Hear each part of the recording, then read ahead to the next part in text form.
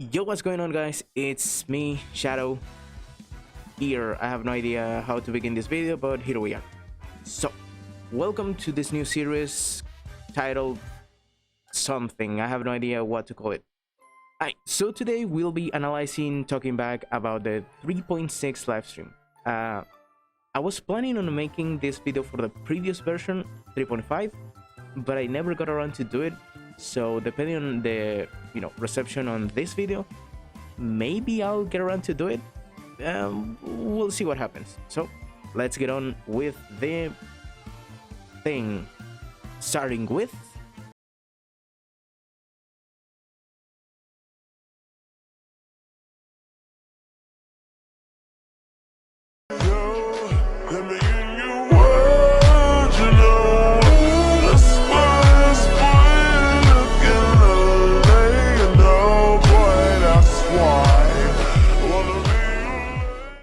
but why did they have to go and mess up the banner positions? Like, come on. Okay, if we're being serious, let me talk about some behind the scenes bits when it comes to the channel.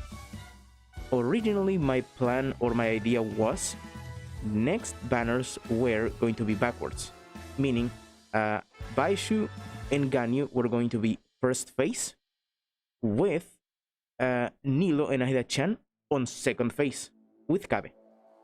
The plan was, since I lost on Shenhihi, my next target would be Nilo. So Nilo being on second face, it meant that I could keep saving wishes on Baishu's banner, and there was a possibility for me to guarantee Nilo and maybe try and go for Naya-chan. But since they did whatever this is, now it's not a possibility. Because the first banner is Nilo with Naya-chan, that's the character that I'm gonna be going for. So there's no in-between. What I wanted to do was make another look back on the account where I would ask the community to choose the next character arc to know who I would be farming for, etc, etc. But because of this, those plans changed, so who knows when I'll get to do that. So let me know. Enough memes, let's get on with the new characters. Up first, we have Baishu. I just have one little thing to say. Why the fuck is he not using the snake? All memes aside, let's go to his gameplay. Baishu is very simple. His skill throws a snake spirit that tracks and damages enemies. After some time, it comes back to the character and heals him. His burst is also very simple. It creates a shield. Whenever either the shield breaks or refreshes, it damages enemies doing dendro damage and heals the character. The shield can refresh every 2.5 seconds. So all in all, he's a healer shielder, but I feel like he goes more for a healer than a shielder. The shield is just there to add some extra spice. Everything that he does centers around healing, especially when it comes to blooms, because I believe that could be his best spot. Because not only are you shielded from the bloom damage, but you're also applying a lot of dendro and you're healing every time the shield breaks. Something really cool about Baishu is that he brings a new interaction for passives. Whenever he is on the party and your character collects any fruit, that character gets healed. And I think that's kind of cool. But as I know, it's not something that has ever appeared in Genshin. So, cool.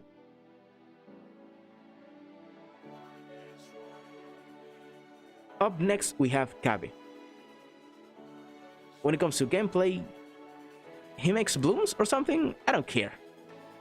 Finally, I do have to admit something. His animations are really cool. But if we're really talking about his gameplay, I just have something that I want to know. He centers around blooms. Fine, who cares? And apparently, he increases the damage of blooms. My question is, does he work with Nilo? I'm wondering because Nilo's passives change Dendro cores to Bountiful cores. So, can Cabe affect Bountiful cores?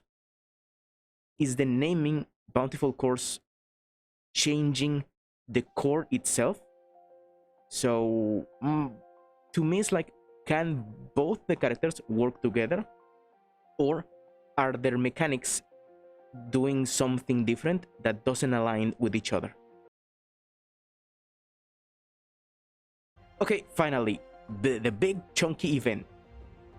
This time around, we have something that I think is like a Academia tournament arc fight thingy. Something cool about this event is that we can get a free Farusan. For this event, the representatives are Sino, Kabe, Farusan, Tinari, Layla, and the special Scaramouche. For this event, every character represented has its own minigame, I guess representing what each house studies or something. For example, we have Layla's minigame. Here, we need to move around some stars to make up a pattern.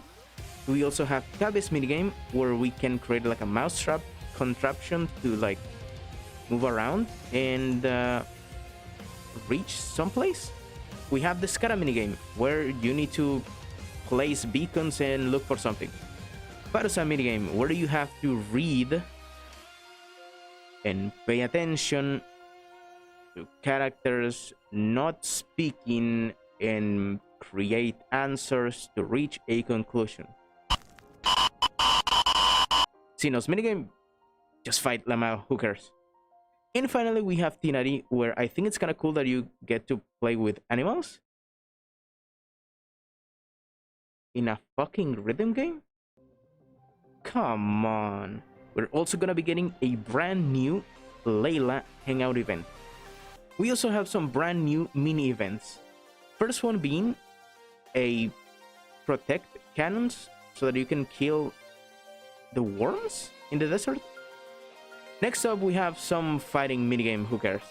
Next up, we have one of my favorite mini events ever, Overflowing Mastery, where we can get more rewards on talent books. We're also getting some brand new artifact sets. The first one is Hydro Damage based, where you are getting constant stacks on either normal attacks, charged, plunging, skill, or burst damage. And every stack increases that corresponding damage. At least I think so. Second set is HP based. The 4-piece passive says it increases your skill and burst damage, and if you take damage, whether on field or off field, the skill and burst damage are going to increase based on stacks. There's a new expansion to the desert. Apparently, the abyss itself has corrupted this place, and to be honest, it looks really cool. The spikes formed from abyss look really awesome. We're also getting a brand new mechanic in the form of a weird flying creature that we can transform into and do certain tasks. Speaking of, we're also getting a brand new mini event related to this feature, where we can transform into the flying thingy and drop bombs on enemies. Looks cool. Next up, we have a new normal boss addition. In this case, it seems like an Uber Super Abyss Mage thingy. But like any other Super Abyss Mage thingy, it seems annoying. So, I'm out. I guess it can use many elements. But boy, were we blessed with some beautiful new normal enemies. The Hilichurl Rogues. I'm not really sure what their whole deal is, but they look awesome. Their design is one of the best that I've ever seen.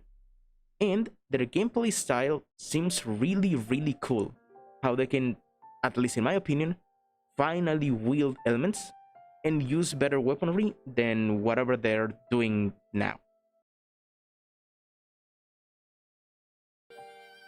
There is also a new story expansion, the second part of the Nahida-chan quest.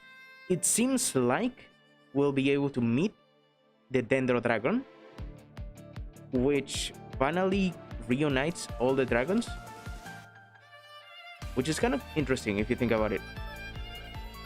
Every single region thus far has had a weekly dragon boss. In Mondstadt we have Duvalin, in Liyue we have Asahi-chan. There's nothing for Inazuma, which is weird. Maybe some lore people can explain that to me.